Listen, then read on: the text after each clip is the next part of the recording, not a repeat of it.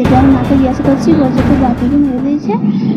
তার মধ্যে কে বলছেন? তাপস আর সন্তোষ। পরকীয়ার জের, প্রেমিকের সঙ্গে হাত মিলিয়ে স্বামীকে খুন। হুগলির গোঘাটের রঘুবাটি এলাকায় যুবকের দেহ উদ্ধারের ঘটনায় নয়া মোড়। এই ঘটনায় আটক মৃত ব্যক্তির স্ত্রী সহ তার প্রেমিক। রবিবার সাত সকালে রঘুবাটি এলাকায় পুকুর থেকে উদ্ধার হয় অরুণ দাসের দেহ।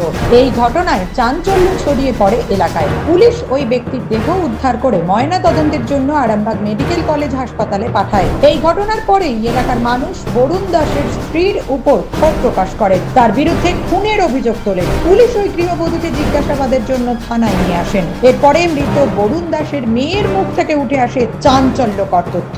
মায়ের নির্দেশেই বাবাকে খুন করা হয়েছে বলে দাবি করে সে। এরপরে গোঘাট থানায় মৃত ব্যক্তির বাবা বিশ্বজিৎ দাস লিখিত অভিযোগ দায়ের করেন। পুলিশ গৃহবধূ মিতা দাসের প্রেমিক তন্ময় দাস ওরফে তাপসকে গোঘাটের রাইখা এলাকা থেকে সোমবার আটক করে। এই ঘটনায় মৃত অরুণ দাসের মেয়ের অভিযোগ, বৃহস্পতিবার থেকে বাবা নিখোঁজ ছিল।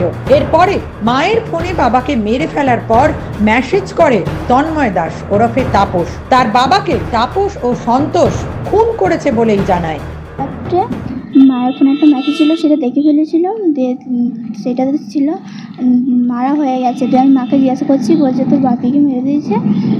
তার মধ্যে কে বলছেন? তাপস আর সন্তোষ। দেয়া আর কিছু জানি না। তাপস সন্তোষ এটা কারা, কি হয়? কিন্তু আমাদের কেউ হয় না। মাকে কেন মেসেজ করলো কিছু জানতে পেরেছিল? না। কেন মারলো তুমি বাবা? সেটা জানেননি কেন মেরেছে। কখন মেসেজটা এসেছিল? মাঝরাত্রের 1-1:30 রকম সময় মায়ের ফোনে মেসেজটা এসেছিল। মেসেজটা কে করেছিল? তাপস। তাপস করেছিল। তাপস কে? ওখানে ওই গ্রামেই বাড়ি? রাইখা। রাইখার দিকে বাড়ি। মায়ের সাথে তো কথা হতো। বাবা কবে থেকে কি নিখোঁজ ছিল? বৃহস্পতিবার সন্ধ্যা থেকে। সন্ধ্যা থেকে। ঘটনাটা কবে ঘটেছে? মেসেজটা কবে এসেছিল? বৃহস্পতিবার সেদিনই এসেছিল। সেদিন রাতেই এসেছিল। অপরদিকে এলাকার বাসিন্দাদের দাবি, মিতা দাসের সাথে তাপসের অবৈধ সম্পর্ক ছিল, আর সেই কারণেই অরুণ দাসকে মেরে ফেলা হয়েছে।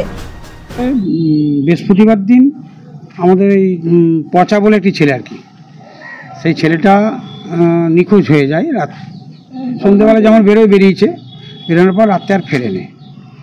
তারপর শুক্রবার দিন আমাদের দলীয় পার্টি অফিসে ওর মা, বাবা, ওর স্ত্রী, ওর মেয়ে সবাই এসে আমাদের কাছে অভিযোগ করে একে পাওয়া যাচ্ছে না।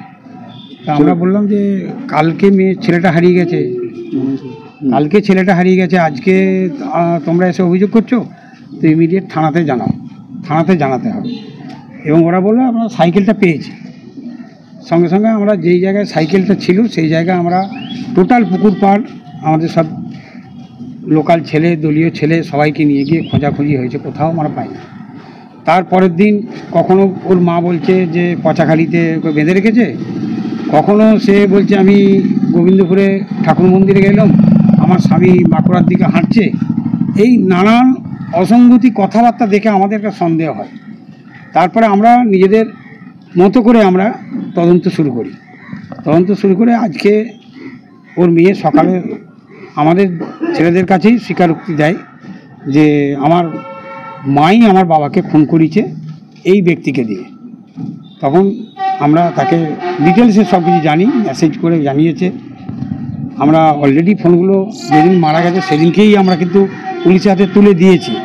পুলিশ কতটা ইনকোয়ারি করেছে না করেছে আমরা বলতে পারবো না, কিন্তু আজকে আমরা মেয়ের কথা শুনে আমরা দোষী ব্যক্তিকে আবার পুলিশের হাতে তুলে দিলাম। আর মাকে তো সেদিনকেই তুলে দিয়েছি, পুলিশ থানাতেই আছে। ছেলেটা বাড়ি গণেশবাটি, রাইখা গণেশবাটি। ওনার নাম তাপস দাস। এবং ওই তাপস দাস ওর মায়ের সঙ্গে বছর খানেক চলে গেছিল, একই জায়গায় ছিল, ওরা ঘর ভাড়া করে।